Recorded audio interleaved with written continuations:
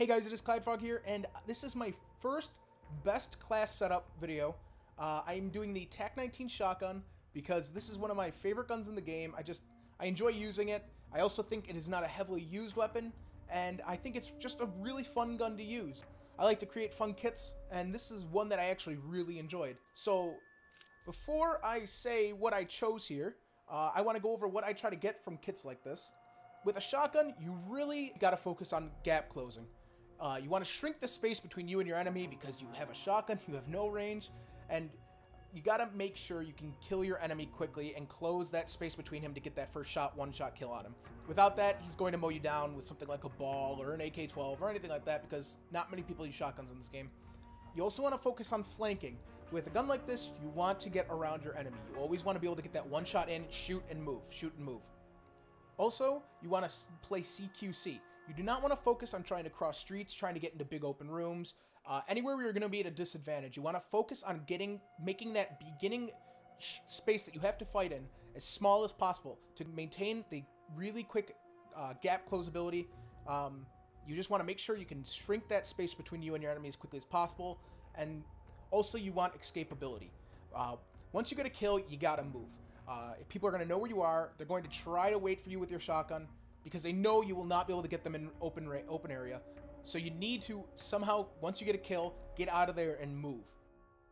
So with that in mind, let's go through what I've picked.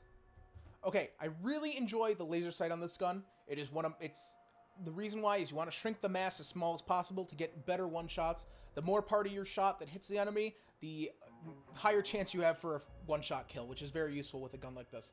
If you want to, you can even swap out the laser sight for advanced rifling. I find that on some maps and in certain circumstances, advanced rifling is actually superior, but I still enjoy using laser sight, but I swap them out. Also, same with the foregrip.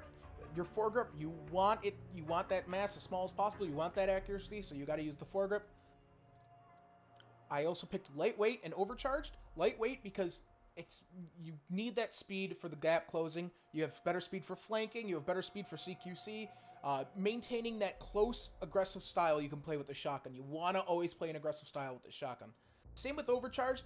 I'll get to this in a minute, but it helps XO overclock with the additional charge. It also has the stun, the boom kick, and the concussion stun from it as well if you need to take out multiple enemies, it can help you stun them, also help you flank. It helps immensely with the gap closing ability of this gun.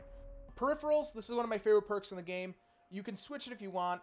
You could get something like Cold-Blooded, but I prefer peripherals because I enjoy the larger minimap, and that's personal preference.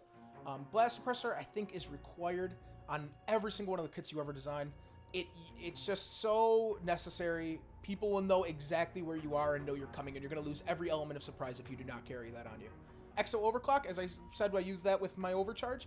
You have a longer sprint, which helps immensely.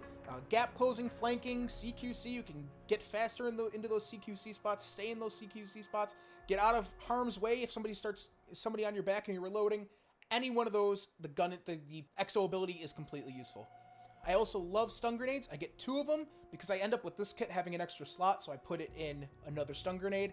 But this helps with gap closing. It's one of the main emphasis of this gun. You want to make sure you have fast gap closing. And so I use 2 of these. You can stun an enemy, flank around. You have time because not many people have immunity to stun. And flank around and shoot him in the back when he's still in the same area. He'll not be able to do anything about it. You can also do an instant charge with this. If you shoot it, you can instantly blow it up and just rush the person head on if you so choose. I don't always recommend that, but it's something you can do.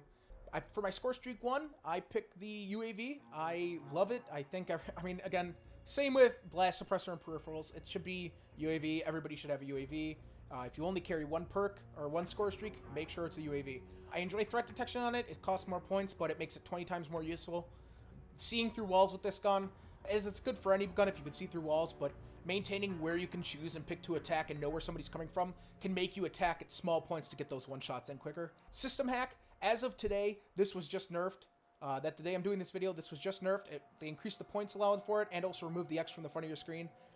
So you can choose to if you want to get rid of this if you want, but I still prefer it. It's still annoying as hell. For anybody who gets hit by it, it is still an annoying thing, and it just gets somebody out of their comfort zone, and it loses their vision on their peripherals a little bit.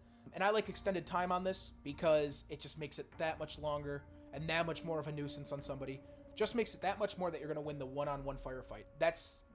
I like it, but you can get rid of it if you so choose. You can see elements of this Tac-19 best class setup here in this video, so take a peek at that if you want to see this class in action. Well, that's it for the Tac-19 best class setup video. If you enjoyed this video, don't forget to toss a like and subscribe. I will be doing more of these in the future. I like messing with kits a lot and finding out what I really enjoy using, and I like to share that. So I hope you guys like this kit, and I hope it serves you well. Thanks for watching, guys.